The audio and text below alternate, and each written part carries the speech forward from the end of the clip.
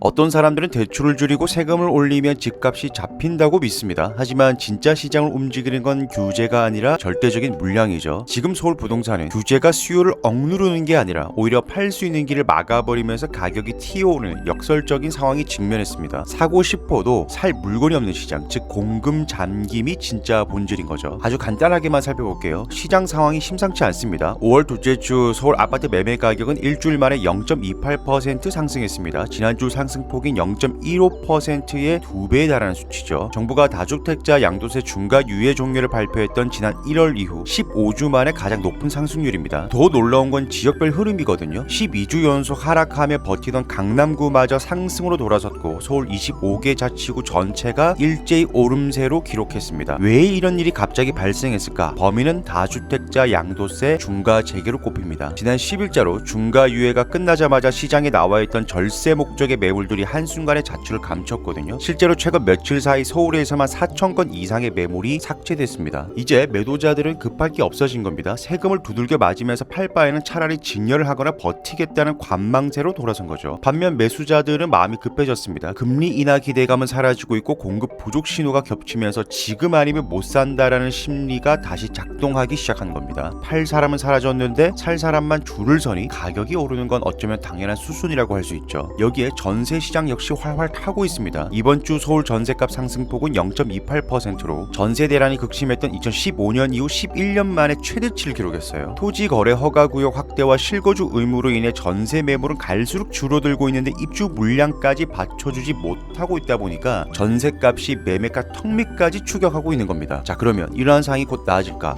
올해 서울 입주 물량은 약 27,000가구로 작년보다 27% 줄어듭니다. 내년에는 17,000가구로 반토막이 날 예정이에요. 그러니까 새로운 공급 자체도 별로 없는 거예요. 지금 정부 속이 타들어갈 겁니다. 맨 처음 수도권 집값 상승의 원인을 다주택자로 꼽았고 이후에는 똘똘한 한 채를 가지려는 자와 상급지로 갈아타려는 사람들을 투기로 몰아세웠습니다. 그들이 집값 상승을 일으키는 주범이라고 했어요. 그리고 집 살 때는 실거주 할 것인지 허가를 받게끔 했고 대출의 수도꼭지를 틀어막아서 현금 여력이 있는 소수만이 집을 살 수 있도록 해놨습니다. 하지만 지금 시장의 상황은 어떤가요? 정부의 예상과 다르게 나타나고 있습니다. 잠시 숨고르기가 있었을 뿐이지 가격이 날뛰고 있습니다. 이렇게 되면 이제 고민에 빠집니다. 이제라도 인간의 욕심을 규제로 틀어막는 것이 능사가 아니라는 것을 알거나 아니라면 보유세를 끌어올려 버틸 수 없도록 만들겠다며 최후의 카드를 쓰거나 이 고민의 결정은 곧 지방선거가 끝나고 나올 것으로 보이는데요. 여러분은 과연 어떻게 될 것이라고 보십니까? 자, 오늘은 여기까지만 얘기하고요. 저는 내일 다시 여러분과 또 얘기를 해보죠.